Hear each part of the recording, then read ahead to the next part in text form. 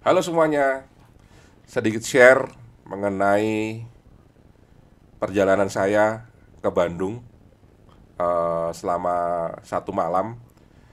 Jadi eh, berapa biaya dan bagaimana saat menggunakan mobil listrik ini untuk perjalanan ke Bandung dan apa yang perlu diperhatikan bila ada teman-teman yang ingin membeli mobil listrik ini, terutama untuk perjalanan pulang ke Bandung atau memang untuk para penggiat atau pejuang pulang Jumat kembali Ahad.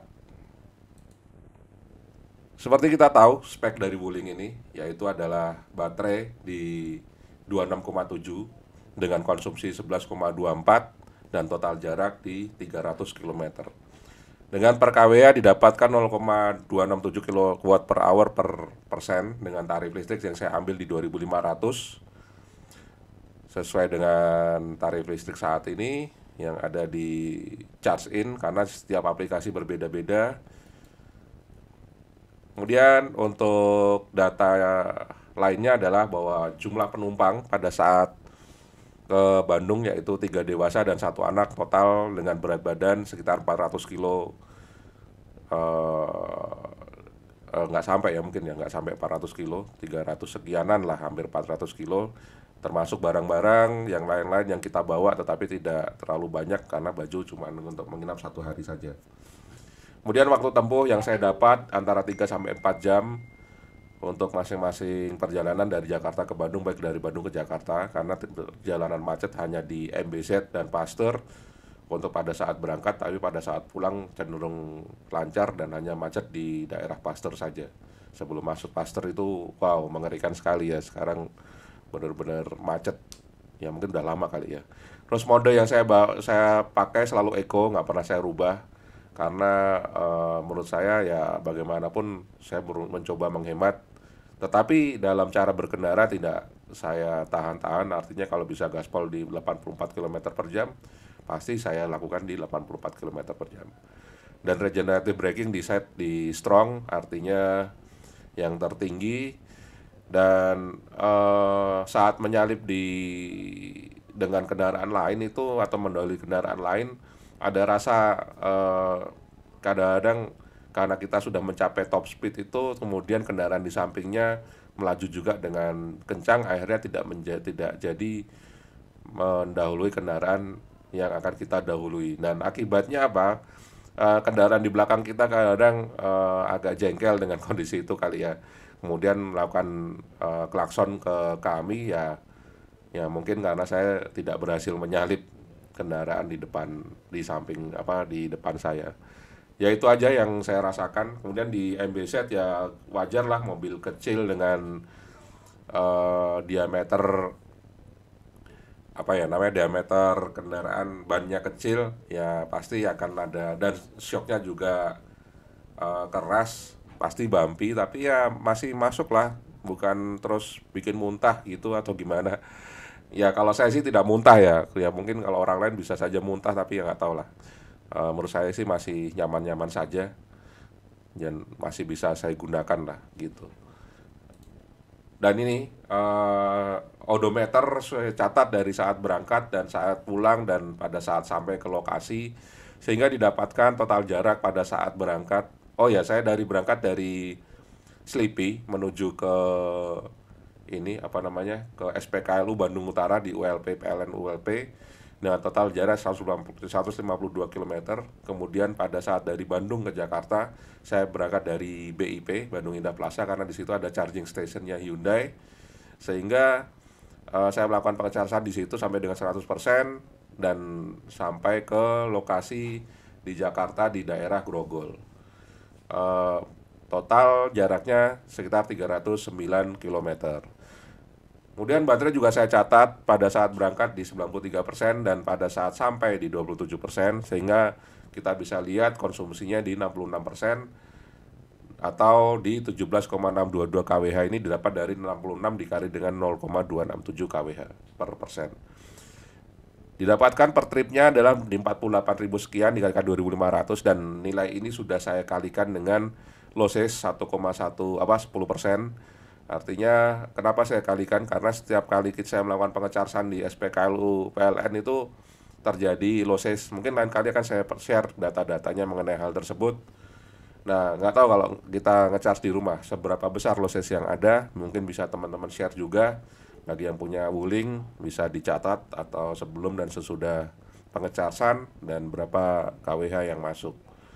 Ya itu yang paling bisa kita lakukan ya. Kemudian untuk pulangnya saya catat juga di 100% dikurangi 52%, maka didapatkan perbedaan untuk perjalanan di 48%. Dengan konsumsi total berarti 12,816 kWh, maka biaya per tripnya di angka Rp35.000.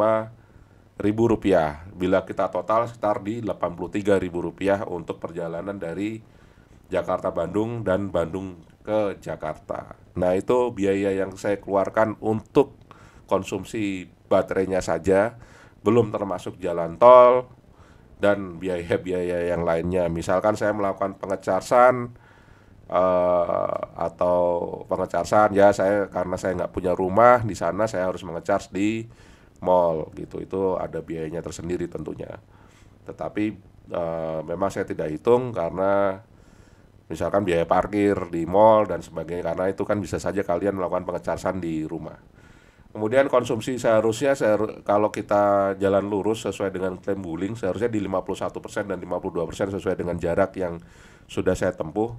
Dan angkanya ternyata ada losses baterai pada saat menanjak di 4 kWh dan saat turun ternyata ada penghematan sebesar 1 kWh. Jadi penghematannya juga tidak terlalu besar, lossesnya juga tidak terlalu besar, walaupun lossesnya mungkin lebih besar karena menanjak dan lebih berat. Apakah berpengaruh terhadap banyaknya orang yang akan saya bawa? Ya mungkin saja ya. Kalau orangnya lebih sedikit akan menjadi lebih ringan, maka lossesnya akan lebih kecil, itu dimungkinkan. Jadi banyak faktor hal yang lain. Yang jelas saya coba untuk naik 4 orang itu tujuannya adalah untuk mengetahui seberapa boros dan apakah kendaraan ini kuat untuk sampai ke Bandung. Itu kira-kira. Nah, kali ini saya tidak membandingkan dengan harga BBM ya, tentunya sekalian sudah tahu lah bagaimana cara menghitungnya. Kalau dengan BBM tentunya biayanya akan sebesar kalau 13.900, kemudian kita pakai mobil di 15, maksudnya Pertamax ya, dengan kita pakai mobil di 15 kilometer per liternya, maka didapatkan penghematan nggak sampai 3, bukan penghematan ya, maka dapatkan biaya 286.000, maka penghematannya hanya di Rp200.000 untuk sekali perjalanan pulang pergi. Nah, ini saya bandingkan dengan tiket kereta ekonomi yang satu kali berangkat di angka 94.000. Artinya kalau kita 2 kali pulang pergi di angka 188.000. Nah, dengan angka tersebut memang banyak hal yang belum dihitung. Misalkan kalau di kereta ada perjalanan mungkin dari kantor atau dari rumah menuju ke stasiun, dan dari stasiun pada saat sampai dari stasiun ke rumah kan tentu ada biayanya juga. Nah, walaupun dijemput oleh atau diantar oleh teman, tetap itu kan ada biaya yang harus dipertimbangkan. Nah, begitu juga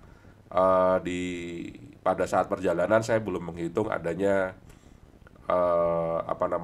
kayak misalkan jalan tol, itu kan belum dihitung biayanya berapa ya. Kalau dijumlah-jumlahkan mungkin bisa kurang lebih ya biayanya. Oke, saya juga akan bahas mengenai kelebihan dan kekurangan dari masing-masing moda kendaraan yang akan kita pakai yaitu di kereta dan dengan mobil listrik ini.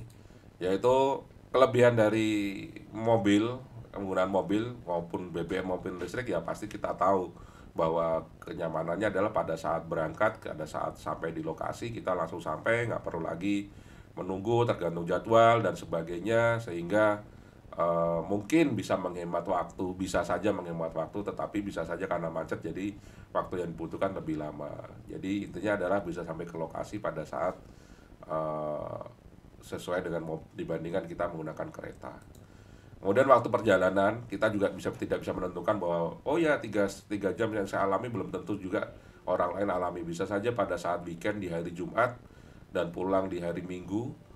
Nah, itu bisa berbeda terutama ya. Maksudnya tuh gini, kalau di hari Jumat kan kita tahu mungkin lebih macet dan sebagainya, waktu tempuhnya saya sih pernah mengalami sampai 5-6 jam perjalanan dari Jakarta ke Bandung. Ya mungkin teman-teman belum tentu mengalami hal itu setiap saat, tapi bisa saja setiap kali pulang ke Bandung hal itu pasti terjadi. Ya, itu tidak bisa dibilang bahwa kereta mungkin lebih cepat atau mobil lebih cepat, tergantung dari situasi dan kondisi. Yang jelas waktu yang saya dapatkan di 3 jam atau nggak sampai 4 jam tanpa istirahat, langsung perjalanan dari Jakarta ke Bandung, begitu sebaliknya. Kemudian perhitungan ini banyak hal yang belum saya pertimbangkan, termasuk biaya tol, perawatan kendaraan, pembelian mobil listrik yang kita tahu kalau pembelian ini tentu ada depresiasinya terhadap baterai dan sebagainya. Ya mungkin teman-teman bisa hitung lebih detail lagi bagaimana terhadap penggunaan kalian masing-masing, karena berbeda antara orang satu dengan orang yang lain. Saya hanya sedikit share pengalaman untuk satu kali trip yang mungkin juga tripnya berbeda masing-masing, bisa saja itu berpengaruh terhadap perhitungan, sehingga capital cost juga pasti lebih besar dibandingkan kita menggunakan kereta, karena kita nggak perlu mengeluarkan angka di 295 juta untuk membeli mobil listrik. Ya tentunya itu juga berpengaruh terhadap teman-teman gitu, bagaimana kita mau menggunakan mobil ini atau membeli mobil ini gitu. Nah, tapi ya memang walaupun kita mendapatkan kenyamanan dalam menyetir, maksudnya kenyamanan dalam menggunakan mobil listrik, tapi kan menyetir itu juga bukan sesuatu yang maksudnya menyetir itu kan membutuhkan energi juga, bahwa bisa saja karena energi inilah kita lebih capek menyetir daripada kita menggunakan moda transportasi seperti kereta.